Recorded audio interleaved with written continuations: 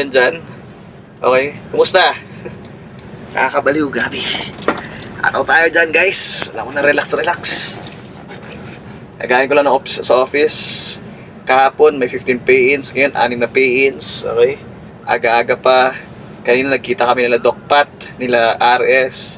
Naghahabol lang kami ng pay-ins sa loob ng office kasi nagbibilangan kami ng pay-ins. Nakakabaliw kasi, ano yun, kami nga kumikita ng malaki, humahataw pa kayo pa.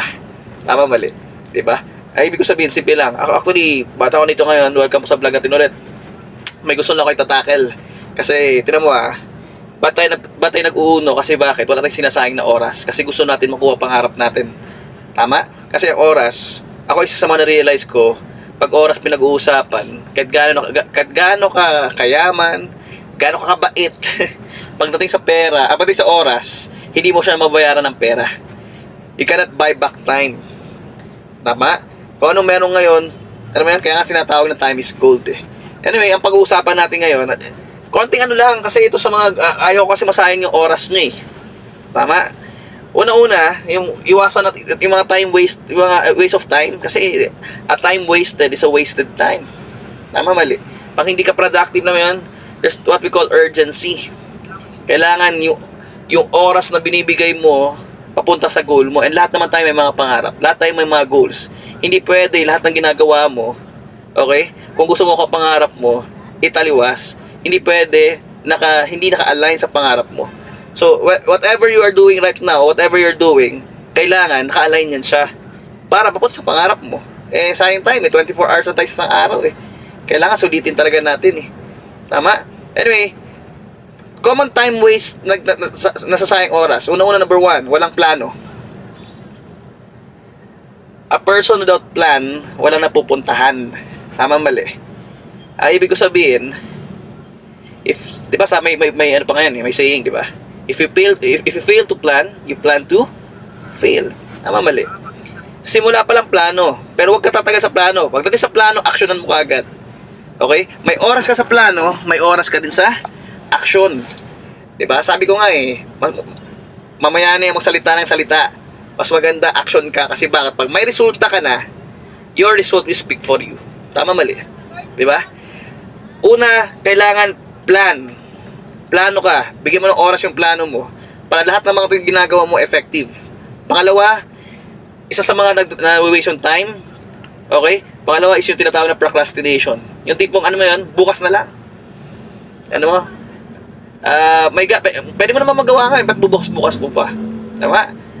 Diba? Yung mga problema niya, yung mga minsan na nakikita natin, yung mga, ano mo yun, yung mga unsuccessful, they always say the words na bukas na lang.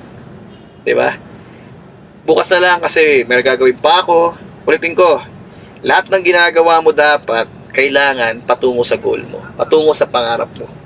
Doon dapat nakafocus siya para hindi sasayang yung oras mo. Pangatlo is yung interruption. Alam mo, marami mga interruptions nangyayari. Bigyan na idea. Marami interruption, una problema.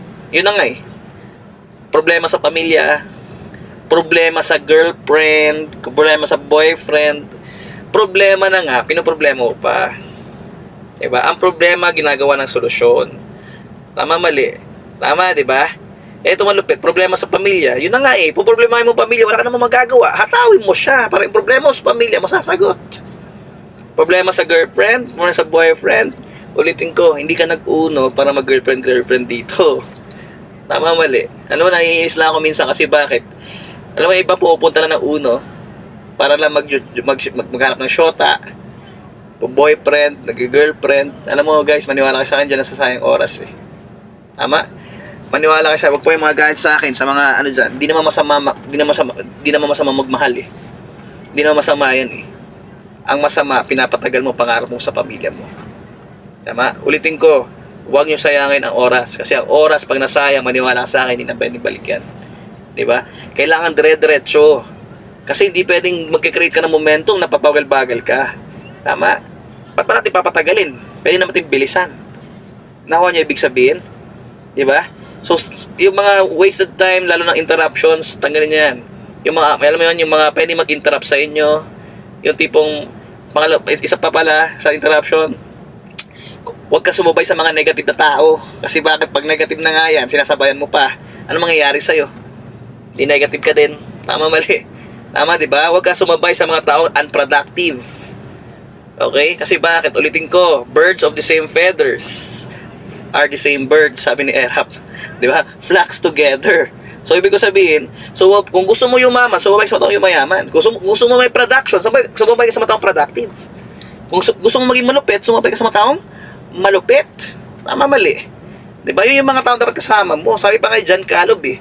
Diba? Kailangan yung mga kasabay mo, 5 around you, yun yung total ng income mo. Sabihin, kung gusto mo kasama, kung gusto mo kumita ng 100,000 buwan-buwan, kailangan yung makasamahan mo, kumikita 25,000, 5 sila. At total 100,000 isang buwan yun. Diba? So, ibig sabihin, kung gusto mo kumita ng kalahating milyon, sama ka sa mga taong kumikita ng malaki. Gayahin mo sila, kopyahin mo sila. Katulad kanina, 'di ba? Kasama ko sila Ares, kasama ko sila Docpat, nagkita-kita kami doon. Ewan ko lang, nagkakwentuhan lang kami kasi kakabili ko nga ng bagong navigator. Sabi ko sa sarili ko, para din naman para sa akin, para sa grupo ko to. And lalo ko nagigigil kasi bakit? Gusto ko patunayan eh. Wala talagang sinasign oras, umaga pa lang. Lalo sa mga uplines na nandyan. Sa mga uplines, sa may mga responsibilities na. Maniwala ka sa akin. If you want your group to go, kailangan ikaw muna una magsisimula. Tama, mali. Gusto mo sila humakot, kailangan ikaw hakot. Kung gusto mo sila focus, kailangan ikaw focus. Tama, mali. Hindi pagtaran na ikaw yung nangunguna. Diba? Kaya relax yung downlines mo. Kasi ba't relax ka din eh? Kaya mga downlines mo, anong pinaggagawa, nagchichicks-chicks lang dyan. Diba? Kasi ba't ikaw din eh? Tama, mali. Di ka nagsisentering. Kaya sila hindi nagsisentering. Tama, mali. Huwag po kayo magagayat sa akin, upline, iba yung word na upline. Maniwala sa iba yung responsibility dyan.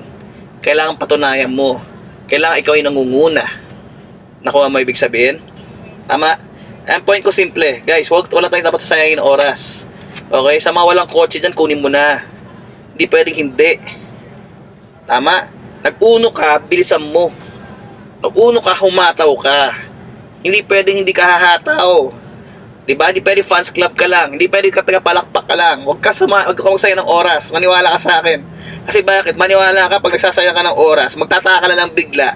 Lahat ng mga kasamahan mo na humahataw habang nag-e-enjoy ka, maiinggit kasi bakit na pag-iwanan ka na. One of the greatest pain in the world is the pain of being left behind. Tama? So, ang point ko, ngayon pa lang, humataw ka na. Tama? Okay? Isa pa. Of course, lack of delegation. Okay?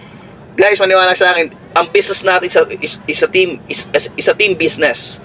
Sa network, duplication business, kailangan yung lahat ng mga delegation, hindi pwede ikaw lang yung magaling. Okay? Pag humataw ka, hindi pwede ikaw lang yung magaling. Kailangan mag-delegate ka. Kailangan you trust your people na pwede sila rin gawin yon. Pero you work as a team. Okay? Nakalagay pa nga sa di ba? Tama naman yun, independent distributor eh. Pero syempre, di ba, you can not grow here in the business pag wala kang team, wala kang grupo. Nakuha ninyo? Una, number 1, walang plano, kaya nasasayang oras. Kaya magsimula ka muna, magplano ka. Anong gusto mong mangyari? Okay? At lagi mo itatanong sa sarili mo, every time may ginagawa ka, lagi mo itatanong sa sarili mo, kung itong ginagawa ko ba, patungo sa pangarap ko? Pag hindi, huwag mo gawin. Pag oo, dire-diretso lang. Nakuha ninyo? Pangalawa, walang bukas-bukas na. Gawin mo na ngayon. Gawin mo na ngayon. Wala nang procrastination. Okay? Walang sayangin ng oras. Maniwala sa akin, alam niyo kung bakit? Marami tayong mahal sa buhay na naghihintay sa atin. Baka tayo lang ang pag-asa nila para maging maganda buhay nila. So, kailangan humataw ka. Wala nang bukas-bukas. Kung kaya mo na kumita ng 1 million in 6 months time, bakit hindi? Tama, mali. Kaya mo na kumita ng 100,000 buwan-buwan, agad-agad, bakit hindi? Humataw ka. Huwag mo na bukas-bukasin. Tama? Naman nga? Pangatlo, no interruptions. Diyan sumasablay iba. Walang interruptions. Focus. Focus. Dire-diretso lang. Okay? Walang kung saan ka pa lumiko, dumiretso ka lang. Focus ka. No interruptions. Wala mo na yung mga chismis-chismisan dyan. Diba? Focus ka sa pangarap mo. Kasi maniwala ka sa akin, pag nakuha mo yung pangarap mo, marami kang may-inspire na tao.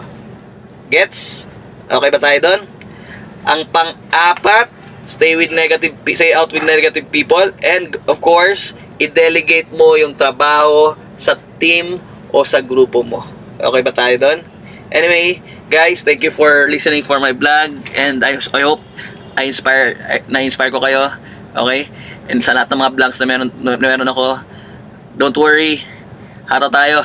Pagtulungan natin. Sa mga nandyan, sa mahataw, na nagbibigay ng oras, ng tamang oras sa grupo, sa production.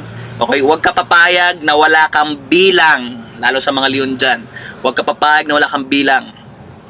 Huwag ka papayag na patigapalakpak ka lang. Huwag ka papayag na fans club ka lang.